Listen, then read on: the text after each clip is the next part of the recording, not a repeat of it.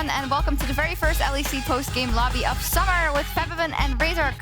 And these guys used to play together on Misfits. So are you good friends, or what's the deal, Razork? Yeah, I would say we are pretty good friends. Yeah, I mean, I think we're having a really good time, and we really enjoyed playing together. And yeah, we've been in contact ever since. So. What do you talk about? What do you talk about? Anything really, like when it comes to the game, when it comes to just personal life and stuff like that. Ah, cool. Awesome. And also, Razor, congratulations winning the first game of the split. I just asked it offline as well, but so clearly did Rogue break you back then, and did you now undo the curse, or what happened? I think we broke ourselves. I don't think Rogue broke us. I think we were in a negative dynamic in the playoffs, and that kind of made us mental block. And now I think like we are different team. We are much positive, and we know how to play games. Even if we are behind, we don't give up instantly. I think we are much together as a group, and I think you can see it at least in this first game. Yeah. It wasn't the cleanest, but I feel like at least we are trying to play more together, right? I mean, it's clean if you look at the fact that you have this whole new patch to play with. You have the fact that you maybe haven't practiced as much on the patch, or you haven't played on stage for so long. So, I mean, I think you can be pretty happy with that. Yeah, I'm pretty happy. I mean, I played Bolivar. Yeah. Champ, that's very hard to play. But seriously, I'm pretty happy with the game. And I know it's something that people say all the time, that you learn a lot from losses, Febby, but it is true, right? Do you think that maybe the fact that how everything happened in the spring playoffs, the fact that the reverse sweep happened, which is a very hard thing to overcome mentally, maybe that helped them grow stronger as a team? I mean, for sure, yeah. Mike is playing around. Hello. Yeah, it's good. I think that, yeah, of course, if you're a competitive team and you have competitive players, then if you're losing, then naturally you should get better. And if you don't, then usually that player ends up being removed of the team, because you want 5 players on the same page and you don't want 4 players improving and 1 guy not. So it's like, naturally, I know most of those players have a very high skill cap, and their skill ceiling is immense, so they will just keep getting better and better. Yeah, it's nice to hear from you that you feel like everyone's just on the same page now and it's working well. The Kia player of the game, rather, was Wonder with 44.7% of the votes. That doesn't happen very often, so it's cool that Wonder also gets a vote for a change. Yeah, I mean, Gwen completely monster this game. Yeah. Like, she can one-shot the Ornn while she can't get hit by the backline, so I mean, the champ is just really strong, and Wunder played really good, so I'm happy that he got the MVP. Yeah, for sure. Febiven was watching the game and was saying we obviously had a bit of a delay today. It was a pretty long day. He said it looked like game 5 of a scrim, and it looked like an absolute fiesta. Is that what you felt like as well in the game? Not really. I think the games that the other teams played today, it was too slow. And me and Healy, before the game, we said, no way this is happening in our game. Like, we have to make it a fast one.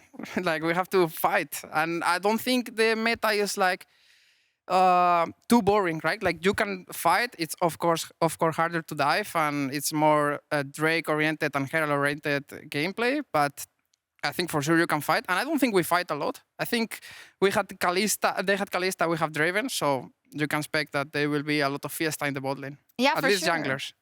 For sure. Fabi, you said you weren't impressed by the Kalista, right? I mean, not necessarily comp, but just in general the pick in this game. No, I'm not really against what Fnatic had, because they had a lot of long range, and I feel like Kalista, every time she would walk up, she would just be a minion, actually. At least that's what it felt like. And what do you think? Yeah, I think she has a hard time playing against the Gwen and the Rihanna. It's like really hard to position. If she has no flash, she can't really hit anyone in fight. And I think Asir was the one who should carry the game, even if they could win. But against Gwen, I think it's pretty hard. I think Orianna puts so much pressure on both carries because they are immobile. So in fight, they're really hard to fight. Yeah, I think it's cool what you said about the meta, because we've seen in a couple of other regions, right, the LCK namely and whatnot, that generally the combined kills per minute are down. The games are not necessarily longer, but you see that sometimes the teams don't do as much in the early game. I like that you said, oh, we just thought we were going to fight anyway, and it doesn't mean that you don't have a plan. It just means you pick your times to fight, right? And it's not like it was against a lower placed team. Rogue is a fantastic team as well. Do you think more teams should take a page from your book and approach the meta in a different way? I don't really think that they should play more aggressive or try to focus more on the early game. I just think like they should play their drafts, and many people today drafted for late game, which is good. And more if you're playing in stage from a long break, people are usually afraid to do plays and they're more passive. But I think that you can also play these champs like Draven, Kalista, and Fighter on bot, and it's a snowball game. Fabi, you agree? Yeah, I mean, if you have a very strong bot lane like Draven, Morgana, and then on mid you have an Orianna that just is incredibly well scaling, and then you also have a Gwen that is also like insanely scaling, then you still have your late game insurance, but you also still have the power, right? It's not like the game changed in a way where Herald is completely deleted from the game. It's still like, okay, if you get this Herald, you're gonna probably get, you know, maybe a full tower, and then you can swap, and you're still gonna be stacking Drake. So the game hasn't really changed in that sense. It's just that I think it's harder to maybe kill people because they are a little bit tankier, or people are, as he said, like the first day, people are going to be more scarce. So I don't expect that much change. But for sure, when the teams are back on stage, they're going to pick more scaling because people are just naturally more defensive when it comes to playing in front of crowds. Yeah, hard to kill. Rogue, they got killed a couple of times. Yeah. I mean, it was a late It's almost midnight, actually. That's a great point. Let's take a look at the standings and maybe overreactions. Only one day of games. But Fnatic's #1, Razork. Let's go! Holy, you're so insane. Amazing. So obviously, I mean, there's not much to say. This is just how it goes on the first day, right, Febi? Are there any big takeaways you have from day one? Well, I was very surprised by XL. I think that from playing solo queue a lot, I feel like this is the team that will rise up. I feel like Finn, Marcoon, Patrick, even Nukduck and Mickey, they're like spamming solo queue a lot, and it's like almost no games where there's almost no time where they're not playing. So it's like that is really cool to see, because especially with big patch changes, that is needed, and it showed in their game. So I hope that they can. I would like to see more of those games, because it was just good snowballing League of Legends, and that's just nice. Perks also said it, no? Like, we didn't scrim against them because we played them this weekend, but they said that they were smashing them in scrims. I don't know if they were memeing or not, but XL seems like they're doing a pretty good job, at least in practice. A lot of people are saying it, so I think maybe there might be something to it. And you're right, if they're practicing so much and more than others on this patch, then of course they're going to be great right now. Do you have fun playing? I mean, I know you have fun playing because you love playing League of Legends, obviously. But I know that if you're a pro player, sometimes, you know, there's a routine that steps in, and there's all the scrims and everything. Now with the new patch, do you feel like, oh, yes, I want to try these things out. I have fun in the solo queue games even. Or what's it like right now? Well, I personally don't have fun, like with the new meta, right? Okay. Like, I don't like the new meta. At least playing the solo queue is just like, champs are not fun in the jungle, at least. Like, if I could play a set jungle every game, I will have more fun. Why don't you? But I have to play Bolly. Yeah. I have to play Wukong. I have to play Xingqiao. I mean, that's not too fun, but it is what it is. But I still like to win, so I play the champs that I have the highest chance to win. Winning is fun.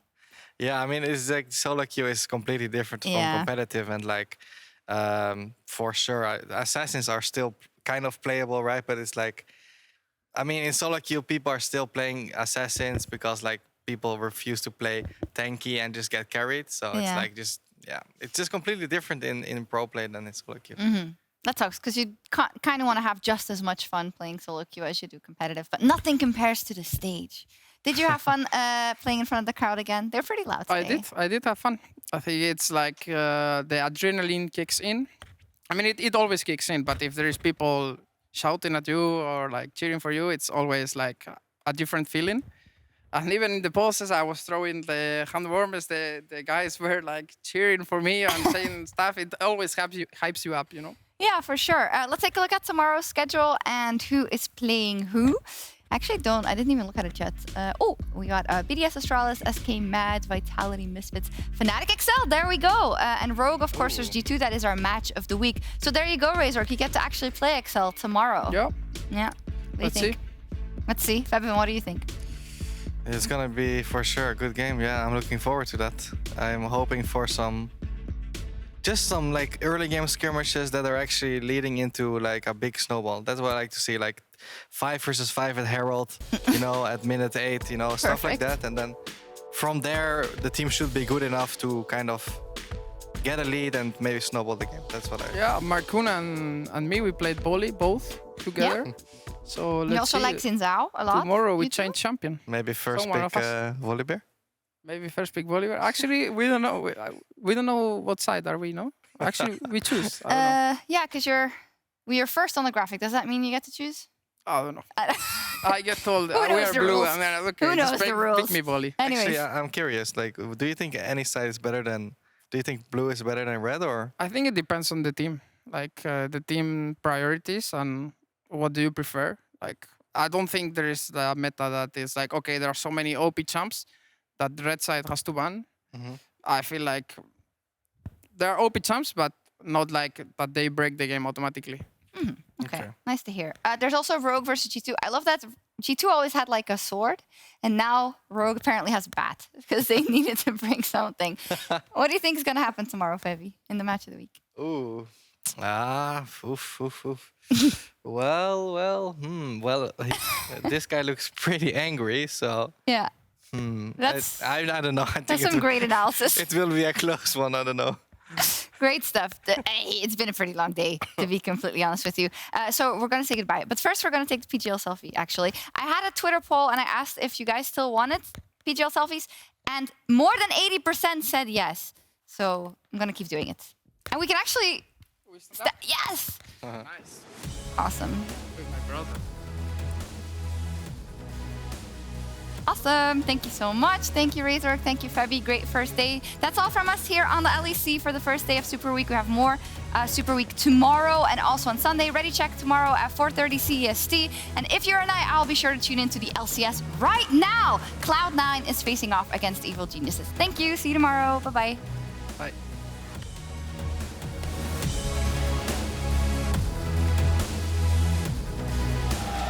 Hello, everyone, and welcome to the 2022 LEC Summer Split.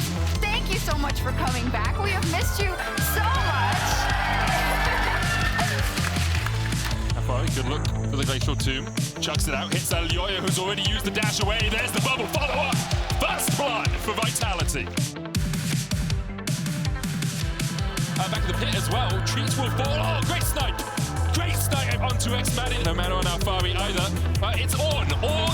Always wins. Alfari with the glass block gets a little bit of healing. They have no mana. They have no mana. And Nitsky has enough to secure his first kill of summer. Does have the kill of instant. They could look for the chase here. Doze trying to turn it around, and the Berserk comes just in time. Oh, a possibility as well. Treats dive to the Haru, call of the fortune coming out. Perks looking to get it across the wall. He's knocked up. Look at the damage of the Perks. The Emperor's Divine goes back. He pops a somewhat Yoyo in the midst of them all as he's healed up by Kaiser. Shut down goes over to Almond. There's two as Kaiser takes another. Alfari joins, but it's too little, too late as Mad Lions claim their first win of summer 2022. Okay, great. I'll bring it back in a second because it looks like there's a fight happening. Turn off the tower! There's the zap coming out as well. Underneath everything in BTO goes down. The shockwave wasn't even pulled. Mark Owen's looking for 3, but it'll be Finn that picks it up. I mean, that is...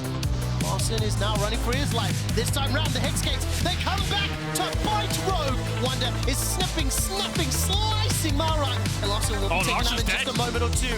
Derby's running for his life, and Wonder's not done just yet. Here comes Kobe. Another one. And watches another one bite to dust. And another one down, The Stars are running for their lives. The Echoes is taking a lot of damage, but Younghood is now the target. Kobe continues to fight.